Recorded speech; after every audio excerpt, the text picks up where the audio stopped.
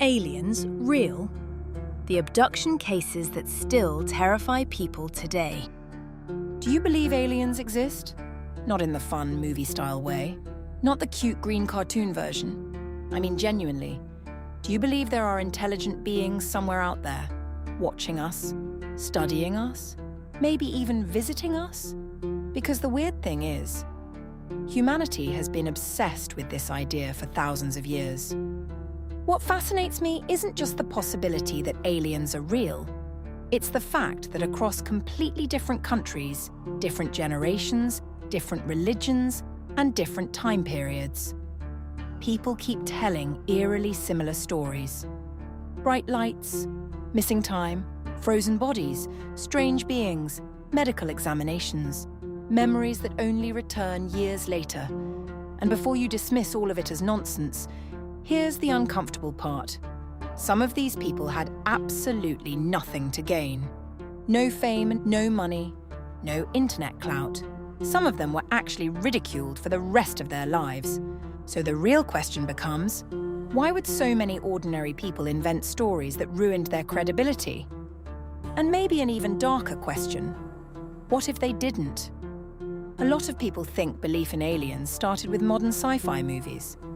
But actually, humans have been wondering about life beyond Earth since ancient times. Even ancient Greek philosophers talked about it. Democritus and Epicurus believed the universe was created through random atomic movement. And because the universe was so massive, they thought it would be arrogant to assume Earth was the only place with life. Epicurus's student, Metrodorus, explained it with a metaphor. He said believing Earth is the only inhabited world is like believing one single grain of wheat could grow alone in an entire field. That idea still hits hard today. Because when you really think about the scale of the universe, Earth starts feeling microscopic, and there are billions of galaxies, billions of stars, planets we haven't even discovered yet. Statistically, it almost feels more irrational to think we're completely alone. But here's where things get interesting. For most of human history, aliens were just philosophy, just imagination, until the 20th century. That's when the stories became physical. Witnesses, photos, military reports, radar sightings, government investigations. And suddenly, the alien conversation stopped sounding like mythology. It started sounding like evidence. June 24th, 1947. A pilot named Kenneth Arnold was flying over the Cascade Mountains in Washington. He was searching for a crashed military aircraft. Then something strange caught his attention. 9 objects, flying in formation, moving at speeds he couldn't explain. Arnold described them as crescent-shaped objects gliding unnaturally through the sky. He estimated they were traveling nearly 1,900 kilometers per hour. Now remember, this was 1947. Technology at the time simply wasn't supposed to move like that. Kenneth later told reporters the objects moved like saucers skipping across water. And just like that, the phrase flying saucer entered mainstream culture. What people miss is how much this moment changed public psychology. Before Kenneth Arnold, alien discussions were fringe. After Kenneth Arnold, people started looking up. And once society collectively starts looking for something, sightings multiply.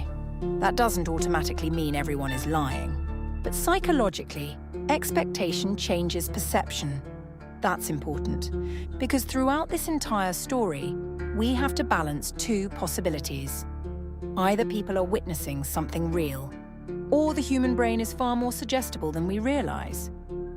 Then came Roswell, the story that basically became the grandfather of modern UFO conspiracies. July 1947. A rancher named Mac Brazel found strange debris scattered across his ranch near Roswell, New Mexico. Metallic material, unusual fragments, objects people claimed didn't look normal. The local sheriff contacted the nearby Army Air Force Base, and Major Jesse Marcel from the 509th Bomb Group arrived to investigate. Now this detail matters. The 509th wasn't some random military unit. This was the only squadron in the world capable of delivering atomic bombs. These were elite personnel, highly trained, surrounded by advanced military technology. Then newspapers published a shocking headline: RAAF captures flying saucer on ranch in Roswell area. And for one brief moment, the public thought the military had confirmed extraterrestrial life. But then, only 24 hours later, the military completely changed the story. Suddenly, they claimed it was just a weather balloon. Simple. Nothing unusual. Case closed. Except, people didn't buy it. Because if these military experts were sophisticated enough to handle nuclear weapons, how could they confuse a weather balloon with a flying saucer? That contradiction is what kept Roswell alive for decades. Because conspiracy theories thrive in inconsistency. The second official stories change, public trust collapses. And once trust disappears, imagination takes over. Around 30 years later, the Roswell story exploded again. A nuclear physicist and UFO researcher named Stanton Friedman interviewed retired Major Jesse Marcel. According to Friedman, Marcel admitted the weather balloon explanation was fake. He allegedly claimed the real debris had been swapped out before photos were taken, and that the original material was something extraordinary, not from Earth. Now, obviously, none of this has ever been conclusively proven, but here's what fascinates me. People often assume conspiracy theories survive because of evidence, but really, most survive because of emotion. And Roswell emotionally feels believable to people because governments have lied before. That's the part people overlook. If institutions had perfect honesty throughout history, conspiracy culture probably wouldn't exist at this scale. But governments have hidden military projects, have conducted secret experiments, have manipulated public information. So when authorities say, "Trust us, there's nothing strange here," some people immediately think, that's exactly what someone hiding something would say. And then there's Area 51, probably the most famous secret military base on Earth. Located deep inside the Nevada desert near Groom Lake, Area 51 became the center of endless theories. Officially, it's a highly classified military testing facility. But to conspiracy believers, it's much more than that. People think alien spacecraft are stored there.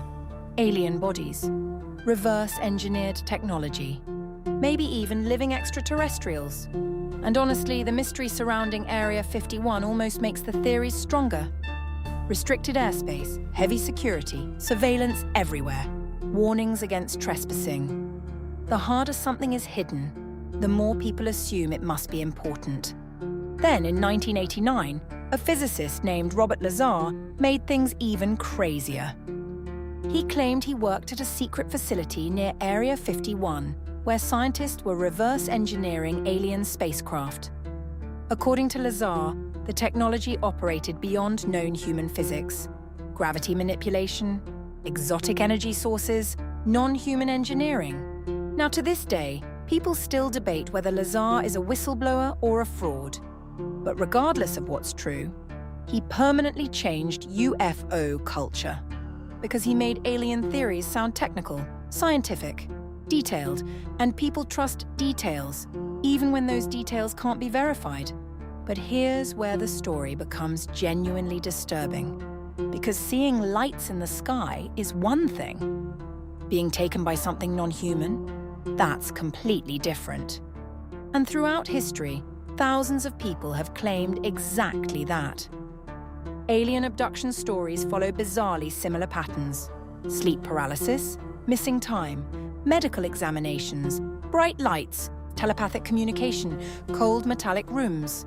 Now, skeptics say these experiences are caused by psychological phenomena, trauma, dream states, false memories, sleep disorders. Some cases probably are, but what unsettles people is how similar many stories are, even between strangers who never met. That's what keeps the mystery alive. One of the most famous alien abduction stories happened in 1961. Betty and Barney Hill, an ordinary married couple returning home from their honeymoon in Niagara Falls and Montreal. Nothing about them screamed attention seekers. But after one night driving through New Hampshire, their lives changed forever. The next morning, they woke up deeply unsettled. Their watches had stopped working. Barney's shoes were strangely damaged. Betty's dress was torn and covered in mysterious pink powder. And most disturbing of all, neither of them could fully remember the drive home. Then Betty began having horrifying dreams. Short, grey-skinned beings, blue uniforms, large eyes, being led through the woods in a trance-like state. Eventually, they visited psychiatrist Dr. Benjamin Simon. And this is where the story gets creepy. He interviewed them separately, completely separately. Yet their stories matched, not perfectly word for word, but in ways that deeply disturbed the doctor. Then he discovered another strange detail. The drive home should have taken around 5 hours, but somehow 7 hours had passed. 2 hours missing. No memory. The missing time detail appears constantly in abduction stories. That's why the Hill case became legendary. Because it introduced patterns that would later appear everywhere else. During hypnosis sessions months later, Betty and Barney began recalling what they believed happened. September 19th, 1961. Driving through Lancaster, New Hampshire, Betty notices a bright object moving strangely in the sky. At first, they think it's a plane. Then they realize it's moving impossibly. Zigzagging, stopping, accelerating unnaturally. They pull over. Barney uses binoculars. And according to him, he sees humanoid figures inside the craft staring back. At that point, panic sets in. They drive away, but the object follows them. Then suddenly, silence. And the next thing they remember is arriving home hours later. Under hypnosis, Betty described being taken aboard a large craft, separated from Barney, placed on a table, examined by strange beings. One detail terrified her the most, a long needle inserted into her stomach.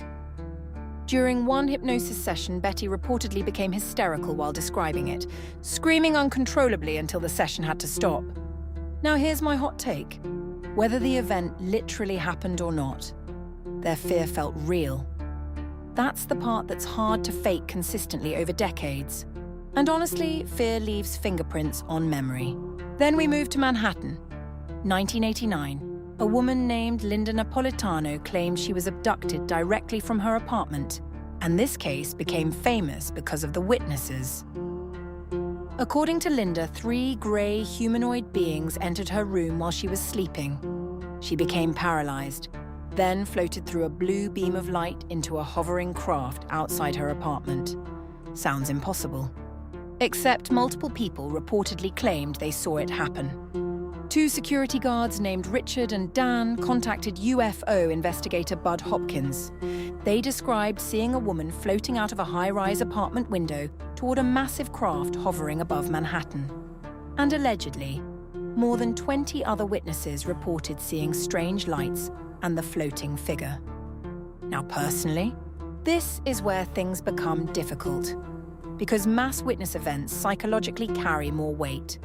One person can hallucinate, or one person can lie, but large groups witnessing similar things? That's harder to dismiss emotionally, not impossible, but harder. Then another bizarre detail emerged. Linda underwent X-rays that reportedly revealed a strange object inside her nose. But when doctors attempted to remove it, the object disappeared. Which honestly sounds exactly like the kind of detail that keeps conspiracy communities alive forever. Then there's the Pascagoula case. October 11th, 1973, Mississippi. 2 men, Calvin Parker and Charles Hickson, fishing quietly near the river. Then they hear a strange sound, hissing, buzzing, a mechanical screech. Suddenly, a glowing craft appears nearby, hovering silently above the water. According to their testimony, 3 creatures emerged.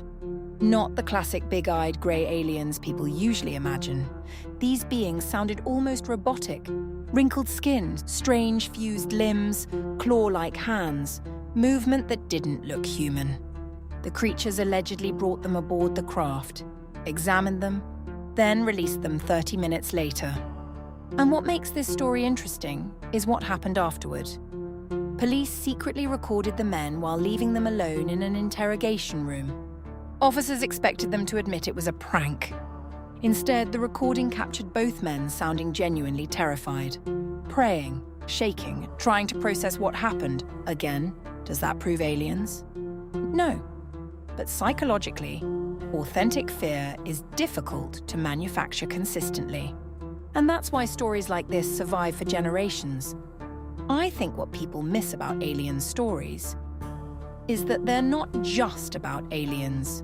They're about humanity, fear of the unknown, fear of being insignificant, fear that we are not the smartest beings in existence, but also hope. Hope that we're part of something bigger. Hope that the universe isn't empty. Hope that maybe human life isn't as isolated as it feels.